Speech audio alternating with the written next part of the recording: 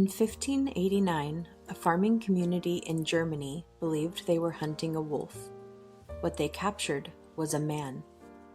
For the past several weeks, I've been reading some of the darkest writings from early modern Europe. Demonology manuals, witch trial records, and the account of Peter Stumpp, better known as the Werewolf of Bedburg.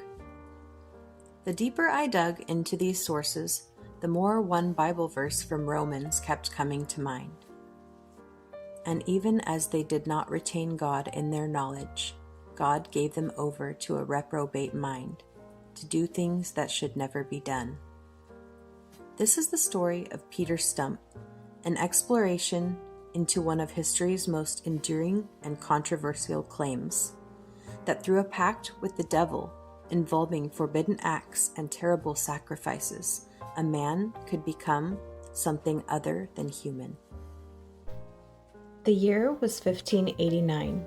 In the countryside around Bedburg, a small farming community in High Germany, something was terrifying the surrounding villages. Livestock and people were being savagely torn apart. Travelers spoke in hushed voices of a monstrous wolf roaming the forests after nightfall. Then came the reports of the attacks upon the children. With each passing week, fear tightened its grip on the community, and many believed that no ordinary beast was responsible. The hunt for this creature would eventually lead to a local farmer named Peter Stumpp. According to the account of his life and death, Peter had long been involved in the practices of magic, sorcery, and necromancy, making himself familiar with what his accusers described as infernal spirits or demons. Seeing in him a willing instrument of wickedness, the devil was said to have entered into a covenant with the farmer. The accusations against Peter Stumpp would eventually become some of the most horrifying recorded in 16th-century Europe. He would be accused of murder, witchcraft, cannibalism, and a pact with Satan himself. The people of Bedburg were hunting no ordinary criminal. They believed they were hunting a monster. Night after night they searched the forests with packs of mastiff dogs, determined to destroy the beast that haunted their homes and plucked their women and children from fields. Then, at last, they captured him. But what they found was not the wolf they had expected.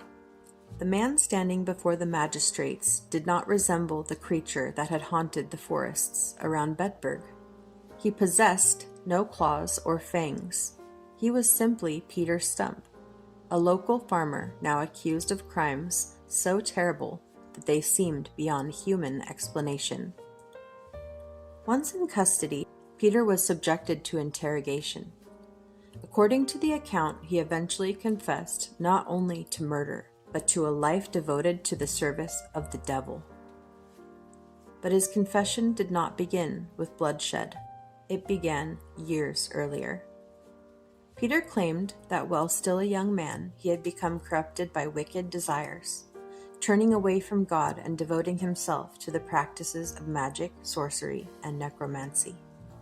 Through these acts, he was said to have drawn the attention of infernal spirits until at last Satan appeared before him. The devil did not present himself as a monster. He came as a deceiver, offering power in exchange for loyalty.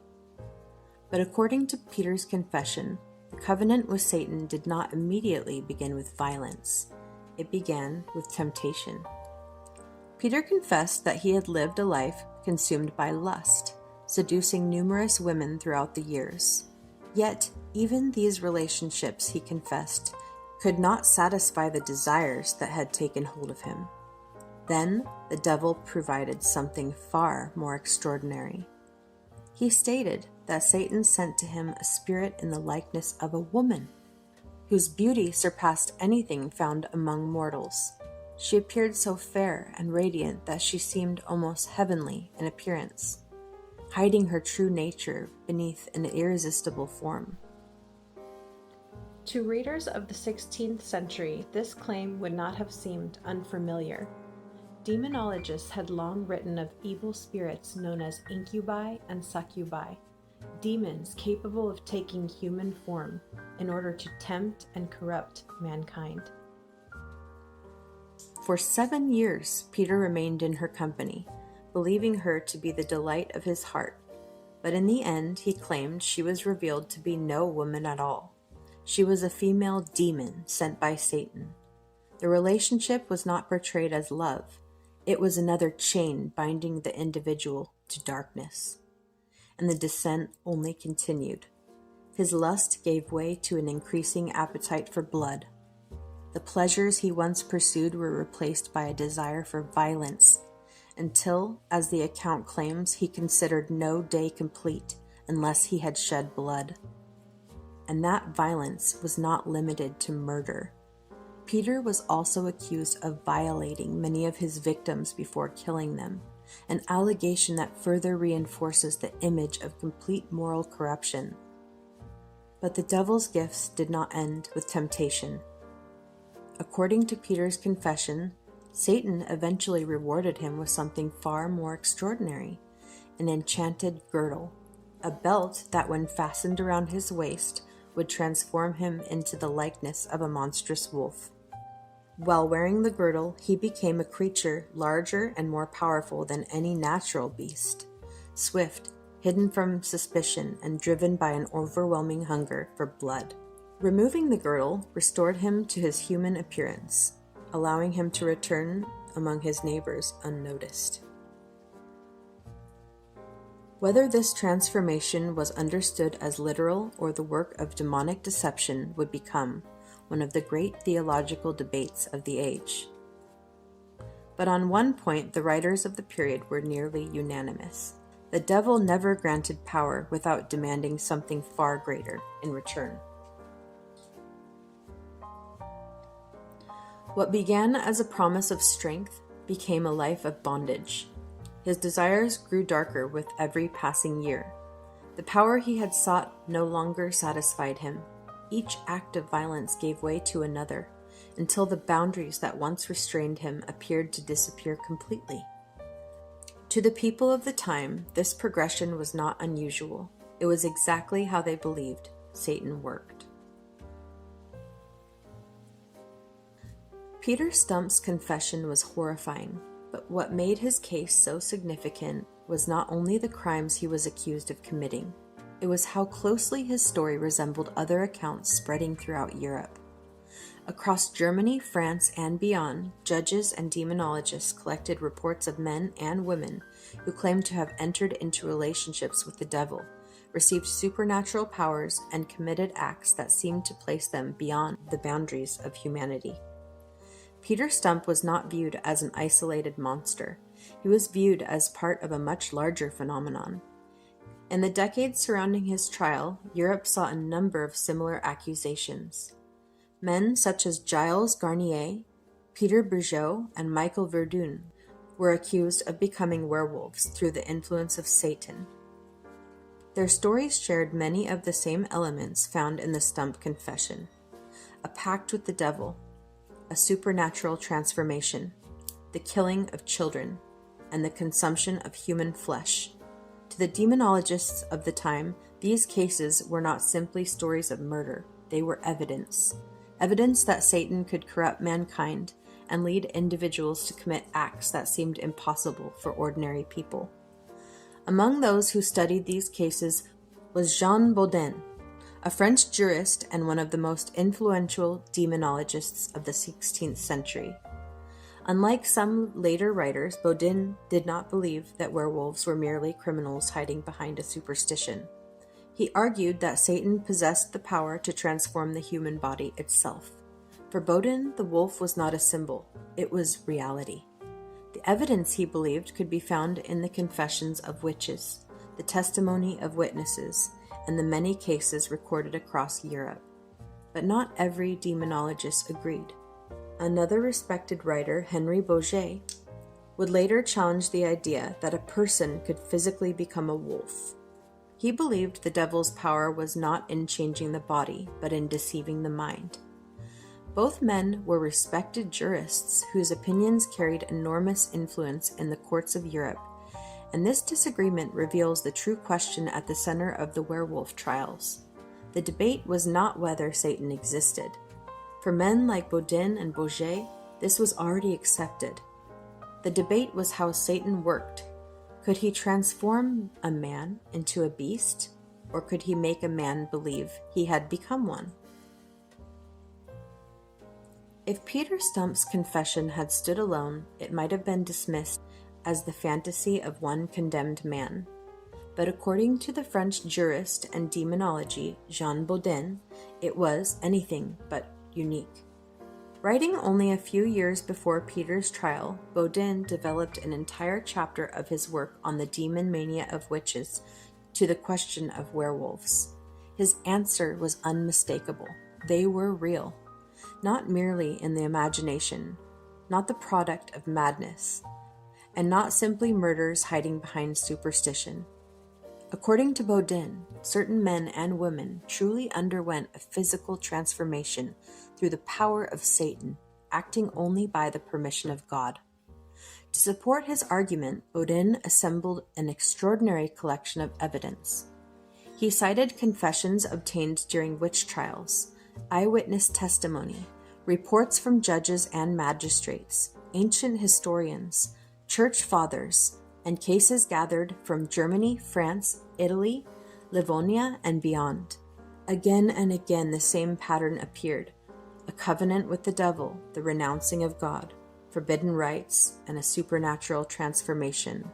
Then murder. Often the victims were children. To Bodin, the consistency of these accounts could not simply be dismissed. He argued that so many witnesses spread across different countries and generations could not all be describing the same impossible thing by coincidence. But Bodin's confidence did not rest upon the testimony alone. He believed Scripture itself demonstrated that such transformations were possible. He pointed to King Nebuchadnezzar, who was driven from men and lived like the beasts of the field. He pointed to Lot's wife, transformed into a pillar of salt. He pointed to the trials of Job, where Satan was permitted to afflict the body, but only within the limits established by God. If God had altered the human condition before, why could he not permit Satan to do the same as an act of judgment? To Bodin, the werewolf was not a creature of folklore. It was the visible consequence of complete spiritual corruption, the outward manifestation of a soul that had willingly abandoned God in exchange for the promises of the devil. And in Peter Stumpp's confession, Bodin would have found nearly every element he believed marked a true servant of Satan: the covenant, the communion with demons, the supernatural gifts, transformation, bloodshed, and cannibalism. For Bodin, these were not disconnected crimes. They were evidence that the devil had accomplished exactly what he intended. But despite Bodin's certainty, not everyone agreed. Only a few years later, another respected demonologist would challenge the very foundation of Bodin's argument, not because he doubted Satan, but because he doubted the wolf. If Jean Bodin believed the werewolf was real, then Henry Bourget believed something even more unsettling. As chief judge of St. Claude, he personally presided over dozens of witchcraft trials and devoted much of his life to investigating what he believed were the works of Satan. He accepted the existence of witches, he accepted covenants with the devil, he accepted the Shabbat, he accepted demonic intercourse, he accepted that Satan could deceive, tempt, and corrupt mankind. On these points, he and Bodin stood together. Writing in 1603, Bourget reached a conclusion that surprised even many of his contemporaries. A man could not physically become a wolf. Such a transformation, he argued, was impossible. Only God possessed the authority to alter the nature of his creation. Satan, powerful though he was, remained a created being. He could imitate, he could deceive, he could corrupt, but he could not create. So how did Bourget explain confessions like Peter Stumpp's? The answer was rooted in deception. The devil, he argued, worked first upon the mind. Those who entered into covenants with Satan became so consumed by his influence that they genuinely believed they had become beasts.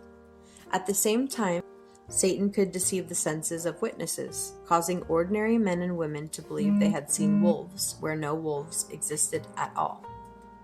The murders Bourget insisted were tragically real: the bloodshed, the cannibalism, the pact with the devil, but the wolf was an illusion. For Bourget, this did not lessen Satan's power, it magnified it. To change a man's body into a beast would be remarkable. To convince an entire community that such a transformation had taken place, that was an even greater deception. In Bourget's view, the devil's greatest weapon was never claws or fangs, it was the corruption of the human mind. And in that sense, Peter Stumpp's confession still fit the pattern. The transformation was not the beginning of his downfall, it was the final expression of a soul already given over to darkness. Two learned men, both convinced that Satan was active in the world, both convinced that witchcraft was real, yet separated by one profound question. Peter Stumpp's story ended where so many witch trials of the 16th century did, before the magistrates of Bedburg. Faced with torture upon the rack, Peter confessed to the crimes attributed to him over the course of 25 years. He repeated his claim that the devil had given him the enchanted girdle that transformed him into a wolf. And in the end, the devil, having led Peter and countless others into destruction, may have reclaimed the instrument of his deception and abandoned him to face the judgment of men. The investigation did not end with Peter alone. His daughter, Stumpp, and his friend and lover, Catherine Trompin, were accused of participating in his crimes.